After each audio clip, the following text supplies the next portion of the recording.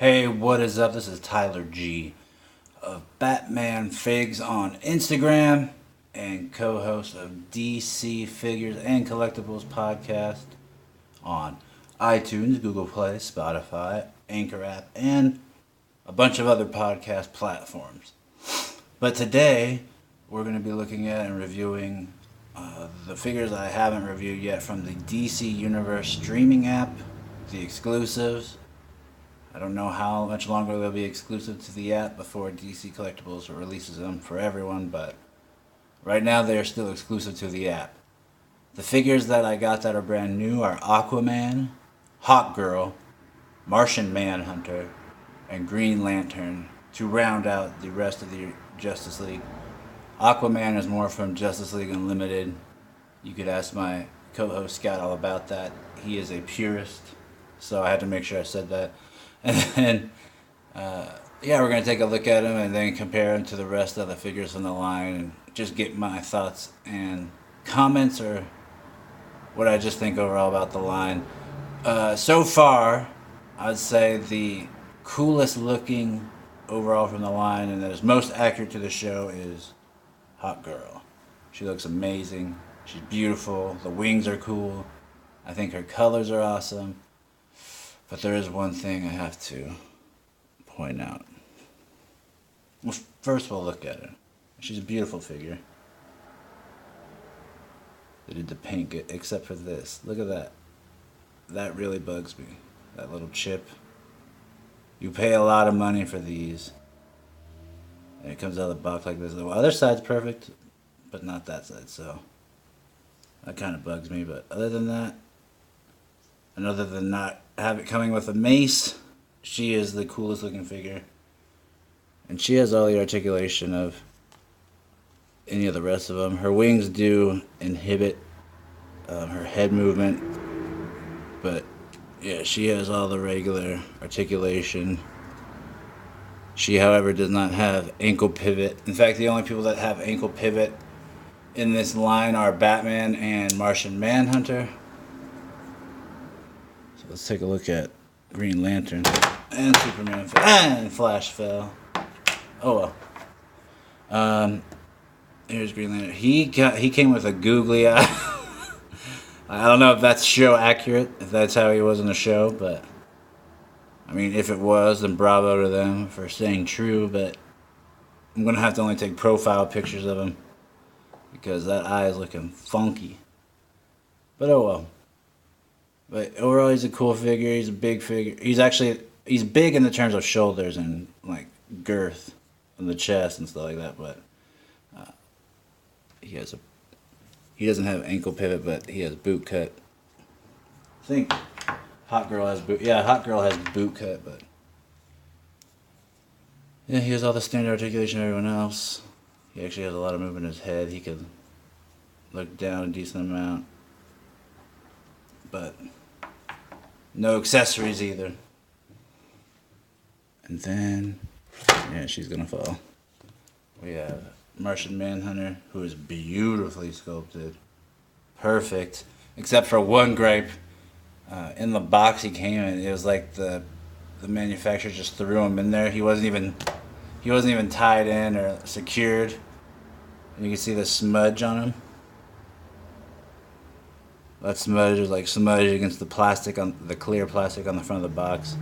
So it kind of just looked like they threw him in there. Luckily, nothing else is too jacked up about him because he's a beautiful figure. And he has the most articulation outside of Batman. He has the ankle pivot. And the cape doesn't inhibit it too much. Then we have Aquaman, who has no boot cut to help with the lack of ankle pivot. So he just has straight up and down. I think he has the least amount of articulation. A close-up of him. They did a good job of him with paint. Here's a close-up of his medallion. And then his hook is actually articulated, so that's cool. And he doesn't even... Does he have waist? Yeah, he has waist articulation. So yeah. His hair doesn't inhibit the head much. But standard DC Collectibles animated articulation. So those are all the new ones. And now I'm gonna put them back up by each other so you can see a kind of a scale, if they'll stand. Because that's another thing with these figures. They don't come, not only they don't come with accessories, but they don't come with stands. And with these figures and the way their feet are, they definitely need stands. And even if you wanted to buy stands, it's going to be tough because they don't come with peg holes at the bottom of the feet. So if you do get a stand, you're going to have to get the ones that grip them around the waist. Not that that's anything too bad, but still, you pay almost $40 after shipping and tax for these figures. You don't get any accessories. You kind of hope they come with a stand. See, they don't even stand. Alright, I'm just gonna, I think I'll just, alright, if I get one to stand. Okay. Got one to stand. Now kind of hold them all next to him so you can see for scale. Here's Aquaman. He is stout, not as tall.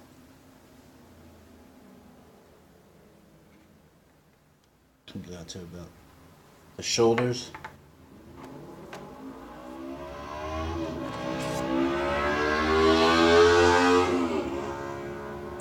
I'm sorry about that. That's what I have to hear outside my window every night. It sucks. Alright. Flash, he's tiny as well. Tinier. Batman. His ears help.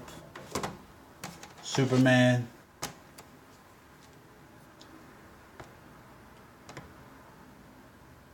He's even smaller than Martian Manhunter. Even though he himself is a Martian. Here we have Wonder Woman.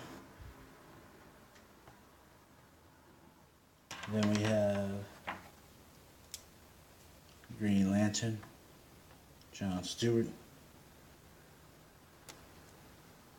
And then we have Hot Girl. The coolest looking. Even though she has some paint issues. So yeah, there you go. You get to look at them all. I think they're really cool. I'm glad I have them. It is a huge disappointment that not only do they not come with accessories, not only do they not come with stands, not only do you have to pay money just to have the right to pay more money to get these figures, but they also come, you know, the Martian Manhunter just thrown in the box, not even secured. There's paint issue with Hot Girl's mask, which is the coolest part of her. So I wouldn't care if there was a paint issue like on her leg or something, but on the mask, the coolest part. And then, you know, Green Lantern has a weird looking lazy eye. And I don't get it if you pay this much for figures. And even the people packing them, if you could see that, why are you still packing them? I don't get it. It doesn't, I don't know. Maybe those people are getting paid minimum wage and they don't care, but for collectors, it kind of sucks. So I would say, again, if you really want these figures and it's a show that you love, it's worth it to get them. If you are indifferent and you're still deciding, then if you're still indifferent at this point, then don't get them because it's a gamble once you buy them whether or not you're going to get good paint. If you're going to get one whose joints work all the way. Luckily, all these new ones, their joints work. Wonder Woman and Batman are the only ones I had issue with joint-wise. So, yeah, that is my review. I'm glad to be officially done reviewing these Justice League animated figures. I can't wait till the new Batman animated, quote-unquote, The Lost Line, which has Two-Face, Grey Ghost, Scarecrow, and the Hardak figure, as well as the Batman and the Bat Cycle. So I'm looking forward to that. And the cool part about those figures is they actually come with accessories. So that'll be actually fun to review. Alright, hope you enjoyed this. For more pictures, go on my Instagram at BatmanFigs, Batman F-I-G-S on Instagram. And then if you want to check out the podcast, we have tons of huge guests right now. We have Lewis from At the Bat Collector. We have JC Malone, Neronian, Same Old X, Figure Fan Nate. Did I miss anyone? I hope I didn't miss anyone. Yeah, we have tons of good guests. We also, the new one that we have up just recently is from Toys That Made Us, and he is a producer and director of many stand-up comedy specials on Netflix, as well as the show I just mentioned, Toys That Made Us. And that was a fun interview, so go check that out at any place that has podcasts. We're on it: iTunes, Google, Spotify, anywhere. All right, so thank you. Talk to you soon. Hope you enjoyed this. Goodbye.